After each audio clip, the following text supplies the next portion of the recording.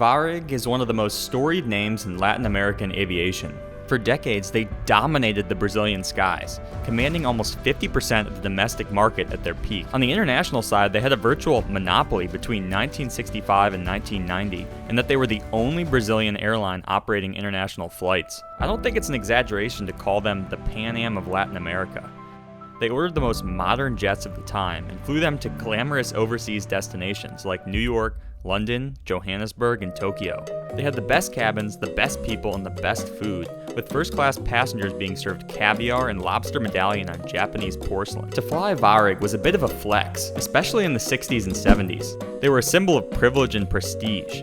A flight on VARIG was an occasion, and if you were flying first class, you needed to be wearing a suit. Of course, some of the glamour disappeared in the 80s and 90s as more low-cost competition emerged, but VARIG was on the rise well into the 1980s before things started heading south. Then, over a period of about 15 years, they crumbled into nothing. So what happened? How did the shining star of Latin America, literally, erase 80 years of progress and fade into darkness?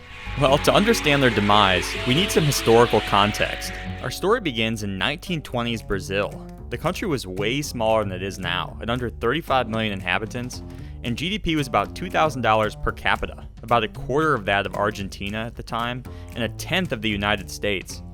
The population was very unevenly distributed, with a heavy concentration on the coast, southeast, and northeast of the country. Road infrastructure was poor. The country had less than 1,000 kilometers of paved roads at the time. These roads mainly existed to transport Brazil's biggest export at the time, coffee, from its inland harvest location to the coast, where it could be shipped off. The rail network was comparatively quite extensive, with over 20,000 miles built by 1930, but most lines ran from the coastal cities into the interior.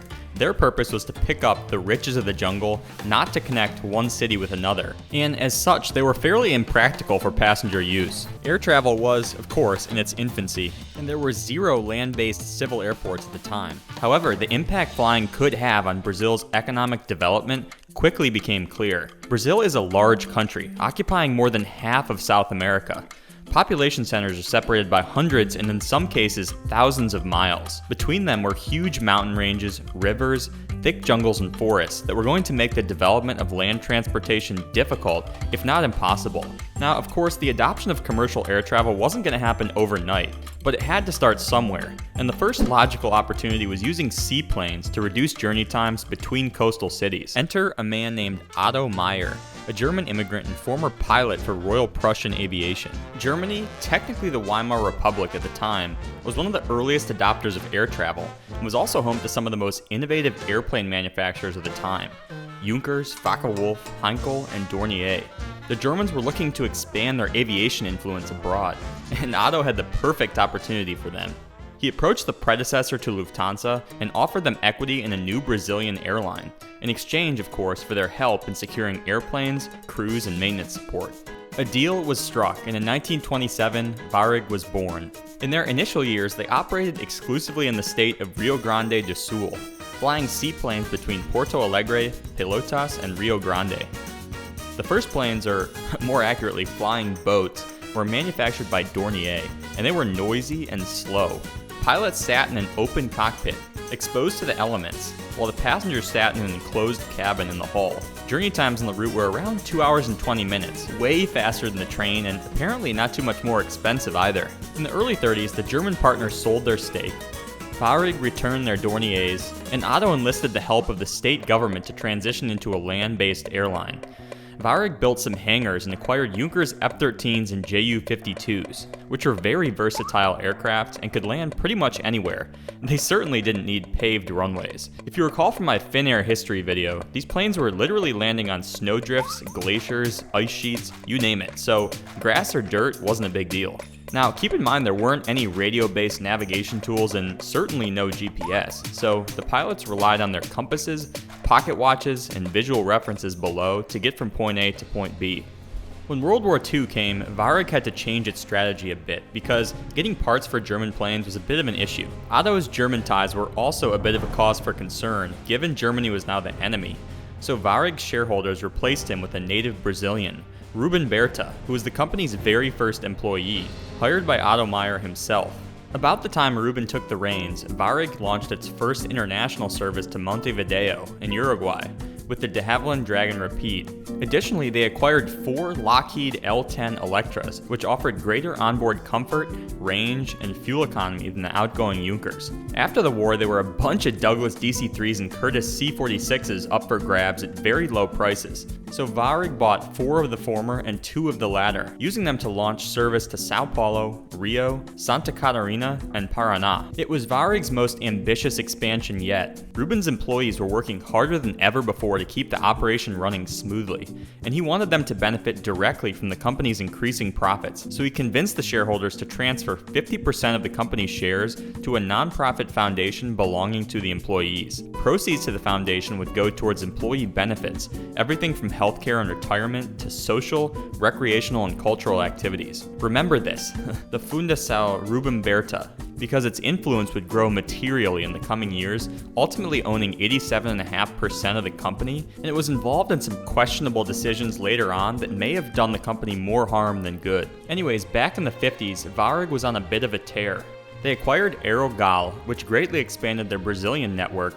Then they launched more international services, Buenos Aires in 1953, and New York in 1955. Rio to New York was initially served by VARIG's new Super G constellations, the Super Connies. The flight stopped 3 times in Belém, Port of Spain, and Santo Domingo, and the overall journey took 25 hours. However, VARIG was able to cut that journey time in half within the decade when it received its first jet in 1959.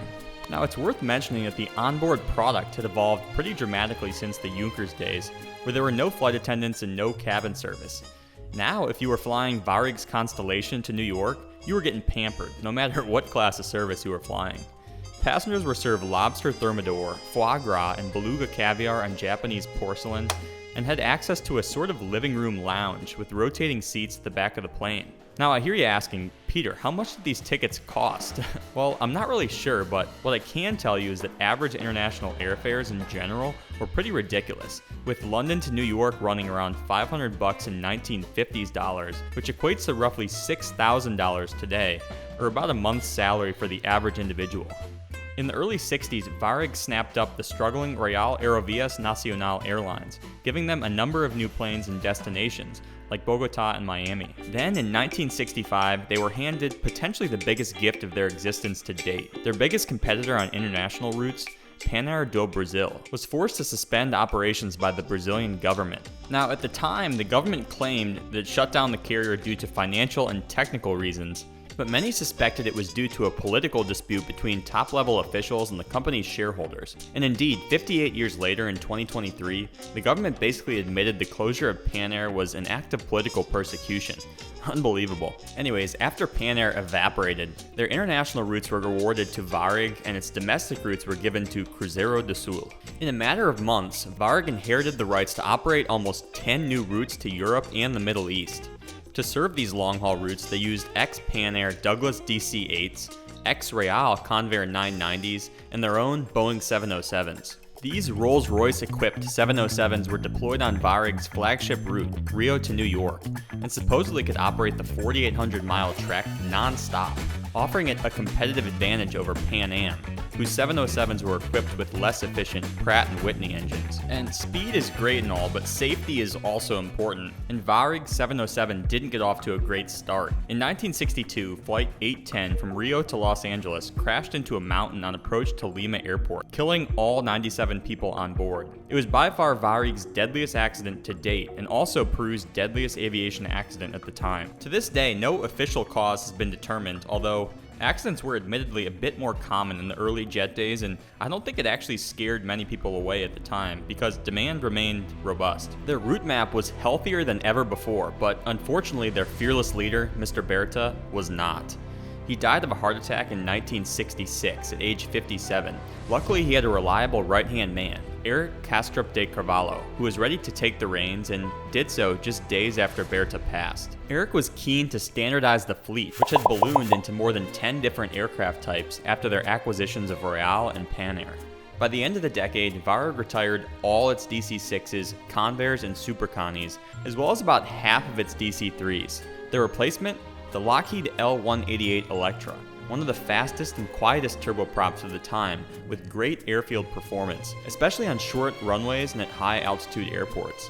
The Electras were famous for operating the Ponte Aérea, the air bridge between Rio and Sao Paulo, which to this day is the busiest domestic air route in Latin America, with a somewhat astounding 120 daily flights between 6 a.m. and 10 p.m., translating to one flight every 10 minutes. Now, one other thing I must mention before we progress into the 70s. For all you OEM geeks out there, Embraer was formed in 1969 by the Brazilian government. In its early years, it only supplied military aircraft, but the success of the EMB-110 triggered a very successful foray into the world of civil aviation, cementing the company's position as basically the only supplier of commercial aircraft outside of Boeing and Airbus. At any rate, the 70s brought a new set of opportunities and challenges for VARIG. The 73 oil crisis hit VARIG hard, forcing the carrier to retire old turboprops and order a new fuel-efficient aircraft like the DC-10. But their scale was an advantage, and it put them in prime position to snap up the struggling Cruzeiro do Sul. VARIG and VASP fought for control of its shares, with VARIG ultimately winning out and acquiring Cruzeiro in 1975. This was a bit of a full circle moment, as both companies were essentially born from the same parent, Condor Syndicat. Following the acquisition, VARIG found itself in a very favorable position. They now were the only Brazilian airline operating international flights, and domestically they controlled about 40% of the market through their three brands, VARIG, Cruzeiro, and Rio Sul, which had been created to operate regional turboprop services to smaller airports that couldn't handle jet aircraft at the time.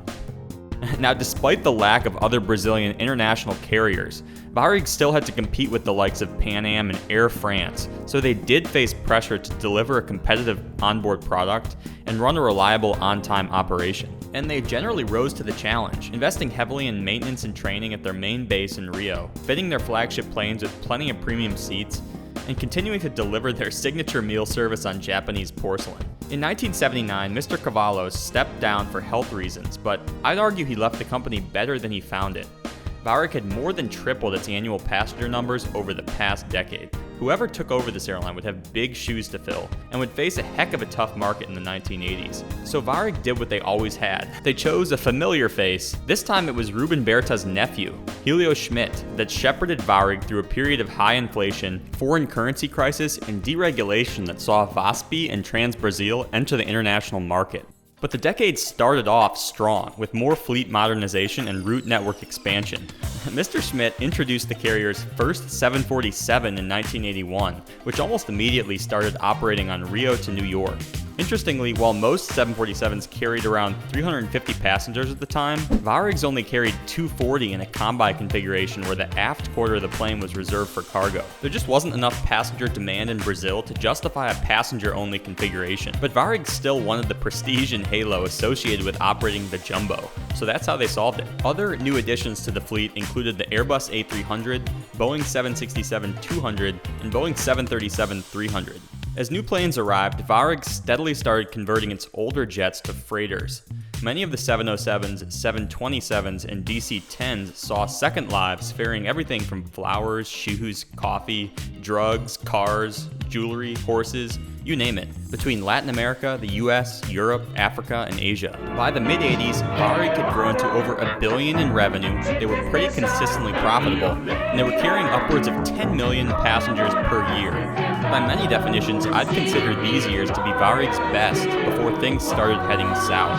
As the decade drew on, the airline had to face several new harsh realities. First, hyperinflation in Brazil led the government to freeze prices and wages across the country, including airfares. As a result, VARIG couldn't raise ticket prices to cover increasing costs. Additionally, the airline industry was just plain evolving. Gone were the days of excessive luxury and exorbitant ticket prices. New, lower-cost competitors offered a more bare-bones experience, but made air travel more accessible to the masses. VARIG responded by reducing the number of first-class seats on its planes and introducing a business class called executive class. Services were scaled back on economy to offer more competitive fares, but the glitz and glamour remained largely intact in the premium cabins. And boy, I wish I could have seen VARIG's operating results throughout this period, because on one hand, they were well positioned to capture international travel demand with their modern fleet and spectacular service.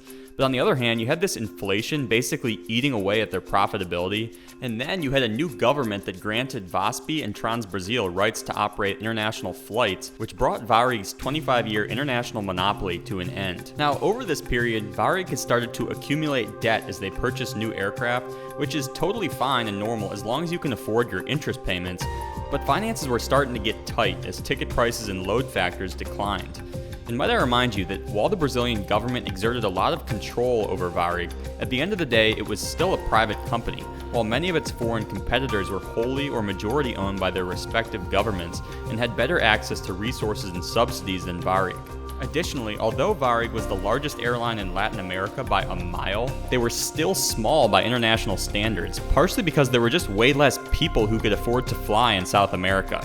Brazil at the time only had 18 million airline passengers per year compared to 400 million in the United States. So it was a bit of a David versus Goliath story on international routes, even though VARIG was the Goliath within its region. VARIG's new CEO, Rubel Thomas, was under a lot of pressure, and he ultimately was forced to restructure about $1 billion in debt. This was accomplished by selling some of VARIG's planes, including 767s and MD-11s, to raise cash, and then leasing a number of them back. In an attempt to reduce operating costs and return to profitability, Thomas also made the tough decision to lay off about a quarter of his employees. And initial results were positive. In the first 10 months of 1994, the year of the restructure, VARIG posted a profit of $180 million versus a loss of $225 million the year prior. The ship had been righted, but only temporarily because Mr. Thomas was voted out as CEO in 1995, and then his successor, Carlos Engels, was replaced in a year by the former president of Rio Sul, Fernando Pinto. I'm sure the board had good intentions, but 2 management shakeups right after you return to profitability just seems a little suspect, and it resulted in some very questionable strategic decisions. Instead of conserving cash, the airline decided to acquire loss-making Uruguayan airline Pluna in 1995, then in 1997 proceeded to place the largest aircraft order in its history for $2.7 billion. The airline did make a solid effort to grow revenue by launching a loyalty program, joining Star Alliance, and introducing a new brand identity, but it just wasn't enough. By 1999, they were right back where they started, saddled with debt and losing money. Competition was also more brutal than ever, with VARIG losing market share to not only VASP and Transbrasil, but also TAM Airlines, which had just launched competing international services to Miami with the A330, which was a lot newer and nicer than VARIG's MD-11 on the same route. Mr. Pinto led another restructuring process involving the sale of all the airline's 747s and elimination of unprofitable international routes, which certainly helped, but he left after a disagreement with, yes, you guessed it, the company's controlling shareholder, the Fundação Ruben Berta. Over the coming years, ongoing squabbles and disputes between the Fundação and management basically drove the company into the ground. A merger with TAM was proposed in 2000, which was rejected by the foundation. Then, VARIG's creditors, including the Brazilian government itself, offered a bailout contingent upon the foundation giving up control of the company. At the time, the logic was that some sort of cash injection without a major corporate revamping would merely postpone VARIG's financial agony. And say what you will about governments getting involved in airlines, but the status quo was not looking good, so I don't blame them for trying to take the carrier under their wing during what was admittedly a very difficult time for not only VARIG, but the airline industry as a whole after the September 11th terrorist attacks. Either way, the foundation rejected the offer, ousted current CEO Ozares Silva, and the problems continued to worsen. Not only was the carrier losing money every quarter, but it had negative equity, meaning that even if it sold off everything it owned, it would still be in debt. VARIG was struggling to make lease payments on its aircraft, and as such, its aircraft were literally getting seized at foreign airports. It was destroying its own reputation and embarrassing Brazil's government, as VARIG was Brazil's carrier, owning 30% of the domestic market and 35% of the international market. And yes, those numbers were way down, because VARIG was not only bleeding passengers to TAM, but also a new low-cost startup called Gol, which was finally deploying a low-cost model to try to awaken the sleeping giant, aka Brazil's 160 million people that had never flown on an airplane before, many because they couldn't afford it. And the rise of Gol is a whole nother video, but back in VARIG land, the airline had revived merger talks with TAM. TAM was a younger company with comparatively healthier finances, but it still wasn't doing great. It was having trouble filling its planes, and it too had a pretty massive aircraft leasing bill at nearly $500 million per month.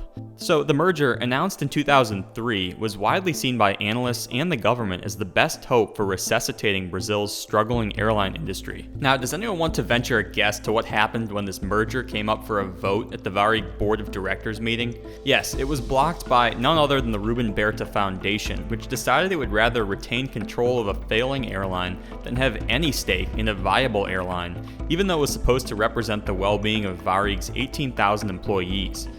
Now, yes, I don't want to pin everything on the foundation, and I'm sure there were other factors at play, but on the outside looking in, I'm somewhat astounded by how stubborn the foundation seemed to have been. And when I say the foundation, it really was a couple people, Yutaka Imagawa and Gilberto Rigoni, who had been with the company for a collective 80 years between the two of them and were really resistant to change. They basically blocked all the rescue attempts offered by VARIG's creditors, by the government, and by Tom, because it meant the airline would no longer be controlled by its employees, aka the foundation. They were also paranoid that the creditors would use the proceeds to pay themselves instead of invest in the airline. By mid-2005, the airline had accumulated $4.8 billion in debt, almost 10 times what the company's CEO believed was manageable. They were postponing salary payments to keep their planes fueled, they were parking planes because they couldn't afford maintenance on them, and they faced repossession of a quarter of their fleet to lessors. What was truly a bright spot in all this mess is how VARIG's employees handled the situation.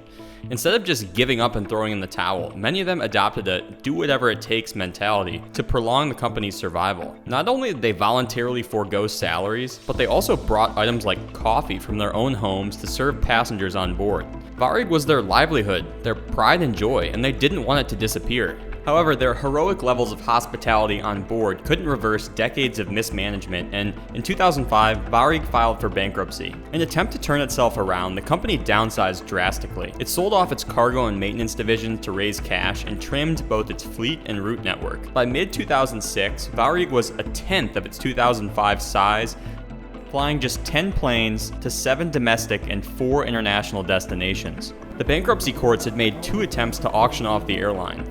One, ironically, to the airline's employees, who proposed to invest $449 million of their own money to buy the airline's quote-unquote healthy assets. But the judge said no dice after the employee group failed to make a $75 million down payment on time. So, in July 2006, the original VARIG was forced to cease operations. It was split into 2 new entities, Nordeste and VRG. And after that, things got a little complicated, but essentially the VRG part relaunched operations under the VARIG brand and operated independently for about a year before being purchased by GOL in 2007. GOL initially kept the VARIG brand and even expanded it to operate European flights with the 767-300, but when GOL encountered financial troubles of their own in the mid-2010s, they needed to simplify operations, and that meant no longer flying planes in VARIG colors. So that was it. In 2014, the brand was officially extinguished, and with it went 87 years of history, innovation, triumphs, and turmoils. Over the years, there have been books, research papers, consulting studies, even documentaries attempting to pinpoint the reasons for VARIG's downfall and demise. Some say the government could have done more. Some say the management structure was fundamentally flawed. And others say the company just got smothered by a combination of smarter competition and a bad economy. I personally believe it was probably a combination of all the above. Companies like VARIG don't just go under overnight, and they also don't go without a fight. In this case, it took around 15 years for the company to finally break beyond repair. In any case, I know some of you probably have memories flying VARIG, so please do share with us in the comments below if that's the case. I'd love to hear more about what they were like. And if you've somehow made it to this point, thank you very much for bearing with me on this somewhat winding road of a Brazilian aviation history story. And I wish you the safest and happiest of travels wherever your journeys may take you. So long from